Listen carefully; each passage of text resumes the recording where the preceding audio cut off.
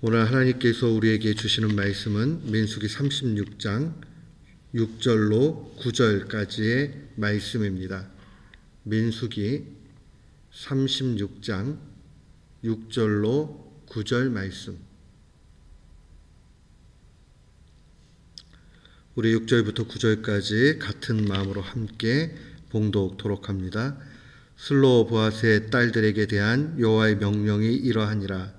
이르시되 슬로보앗의 딸들은 마음대로 시집 가려니와 오직 그 조상 지파의 족속에만 시집 갈지니 그리하면 이스라엘 자손의 기업이 이 지파에서 저 지파로 옮기지 않고 이스라엘 자손이 다 각기 조상 지파의 기업을 지킬 것이니라 하셨나니 이스라엘 자손의 지파 중 그 기업을 이은 딸들은 모두 자기 조상 지파의 종족되는 사람의 아내가 될 것이라.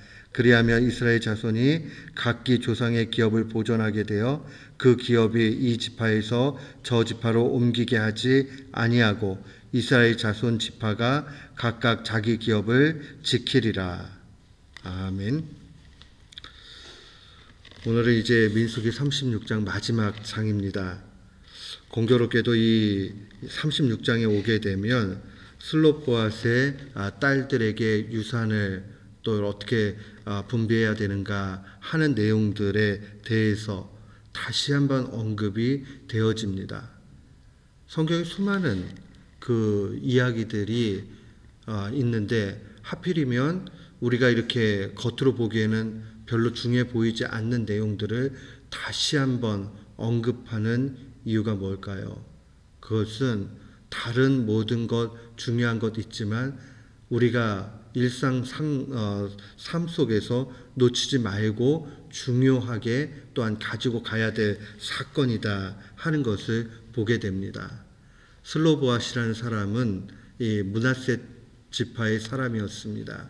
근데 이 사람에게 아들 없었어요. 재산은 있고 딸들만 있었습니다. 원래 그 이전까지 이스라엘의 그러한 전통에 의하면 아들들에게 유산을 남겨줬고 딸들에게는 주지 않았습니다. 그러니까 이제 문제가 발생을 한 거죠. 이런 상황들이 되었을 때 어떻게 해야 될까? 이미 우리가 살펴본 대로 이 슬로보앗의 딸들에게도 유산이 갈 수 있도록 만들었습니다. 왜냐하면 그 유산이 없으면 그들의 생계가 어려워질 뿐만 아니라 그 가족 자체가 없어질 수 있기 때문에 그러하죠. 그런 가운데서 이제 이 슬로보앗의 딸들이 유산을 받았으나 이제 이들이 결혼을 하게 될 때에 그 결혼하게 되면 각기 여러 지파에 있는 종족들과 또 결혼을 하게 되면 그 유산이 다시금 다른 지파로 옮겨지는 그러한 문제가 발생을 합니다. 이럴 경우에 결국 므낫세 지파의 이 기업은 줄어들게 되겠죠. 이 문제가 발생을 한 거예요. 또 희년이 되게 되면 원래대로 또 돌려줘야 되니까 또 므낫세 지파의 이 자산이 많아지게 되는 거죠. 이런 문제들이 나타나게 되면 문제가 크다. 이걸 어떻게 해야 되겠는가? 라고 그렇게 문의를 합니다. 이때 오늘 본문에 나와 있는 대로 이 6절 말씀에 보면 모세가 여호와의 말씀으로 슬로보앗의 딸들에게 대한 여호와의 명령이 이러하다 하는 말로 시작을 합니다. 결국 결론은 이 여인들이 결혼을 할 때에 므낫세 지파 내에서 결혼할 것을 명령받고 그대로 따라가는 것을 볼 수 있습니다. 오늘 읽지 않았지만 10절 말씀에 보면 슬로보앗의 딸들이 여호와께서 모세에게 명령하신 대로 행했다라고 그렇게 증거합니다. 결국 이 말씀을 우리가 보면서 얻을 수 있는 교훈이 한 3가지 정도가 있습니다. 가장 중요한 것 한 가지는 주신 기업이라는 말은 그 이스라엘 각 지파에게 땅을 줬잖아요. 그 땅을 귀하게 여기고 보존해야 될 의무가 있다라는 사실입니다. 이것을 오늘날 우리의 말대로 와서 보면 우리 각기에게 맡겨진 그 사명을 감당해야 될 책임이 있다 하는 겁니다. 땅을 분배해 가지고 얻었던 이스라엘 각 지파들이 그 땅을 함부로 또 가볍게 이렇게 여겨서는 안 된다는 거죠. 그 땅의 모든 소유권들 하나님께 있는 것이고 하나님이 나눠준 겁니다. 결국 사명, 은사도 마찬가지죠. 하나님이 주신 사명이 있고 은사 있습니다. 그 은사와 사명을 감당하는 일들 참 귀합니다. 9절 말씀 보십시오. 그 기업이 이 지파에서 저 지파로 옮기게 하지 아니하고 이스라엘 자손 지파가 각각 자기 기업을 지키리라. 각각 자기 기업을 지키는 것. 어떤 지파에게는 조금 더 넓은 땅이 같고요. 어떤 지파에는 적은 땅. 또 어떤 지파에게는 산악지대가 같습니다. 또 어떤 지파에게는 좀 더 평지 지역이 주어졌습니다. 질과 양에 따라서는 좀 달라질 수 있어요. 그러나 중요한 것은 무엇이 되었던 그 기업 지키는 일들 귀하다 하는 겁니다. 오늘날 우리에게도 똑같지요. 어떤 분들에게는 더 많은 사명들 감당해야 될 부분들이 있어요. 그래서 은사를 더 많이 주셨죠. 어떤 분들은 좀 적을 수 있어요. 그러나 적으면 적은 대로 주님은 우리에게 마지막 때에 충성했는가 하는 것을 물으십니다.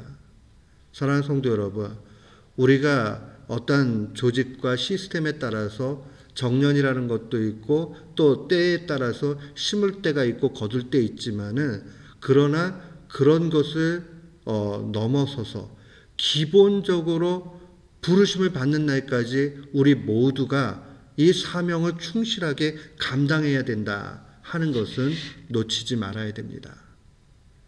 사도 바울이 부름의 길을 열심히 달려가고 자기가 다른 사도들보다 더 많은 수고를 했지만은 그거 아무 자랑이 아니고 하나님 주신 은혜고 또 하나님께서 맡겨주신 거 내가 감당했다라고 감사하면서 기도하는 거 우리 보지 않습니까?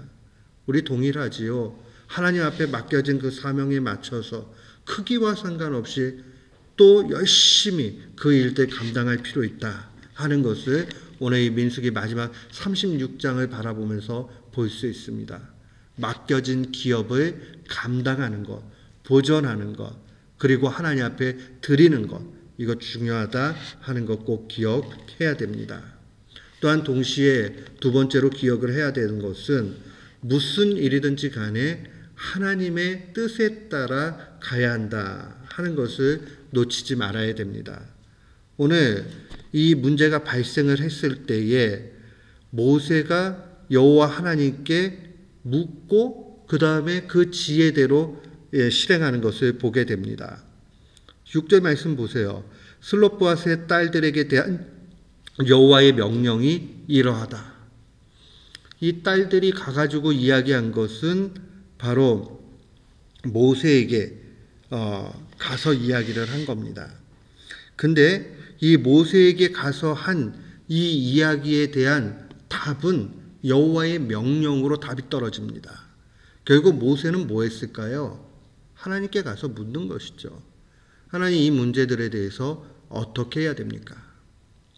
사랑하는 성도 여러분, 우리는 작은 일이든 큰 일이든 하나님의 지혜를 구할 수 있어야 됩니다. 여호와의 명령이 어디에 있는가 하는 것을 물을 수 있어야 되고 그 뜻대로 가야 됩니다.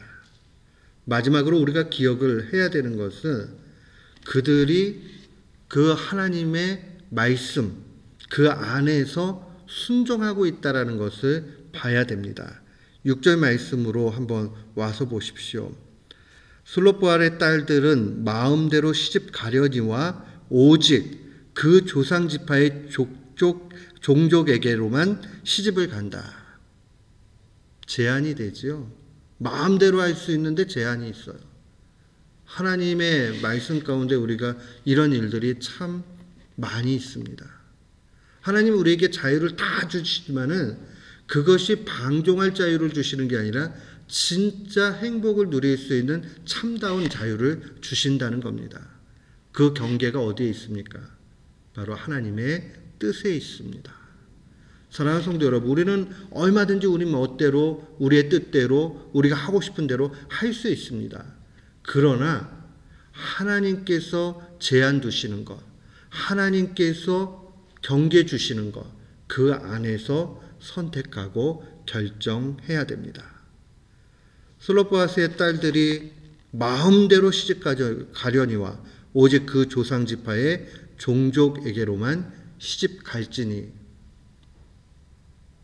왜 그래야 되죠? 이유를 좀 대주세요. 이유가 없어요. 하나님이 그렇게 정하신 겁니다.